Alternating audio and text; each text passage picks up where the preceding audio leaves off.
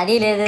పైగా నా విగ్రహాన్ని కొనడానికి పెళ్లి సంబంధాల్లో పిల్లని చూడడానికి వెళ్ళినట్టు పొలోమను 10 మంది వెళ్తారు. అందులో ఒకడికి ఆ బొమ్మ నచ్చిందని, ఇంకోటికి ఈ బొమ్మ నచ్చిందని. నా కర్మ ఏంటంటే అక్కడ ఉన్నవన్నీ నా బొమ్మలే. మళ్ళీ తీరా 10 మందికి ఒక బొమ్మ నచ్చాక అమ్మేటోడు అలుసుగా తీసుకొని 10,000 15,000 అని బాంబు పేలుస్తాడు. ఎందుకురా బాబు ఇంత రేట్ అంటే కలకత్తా నుంచి తెప్పించాం అంటాడు. నాకు అర్థం కానిది ఏంటంటే ఎక్కడైతే నేను కలకత్తా నుంచి అయితే నాకన్నా మొనగాడు వస్తాడా, అక్కడ కూడా నేనే కదా.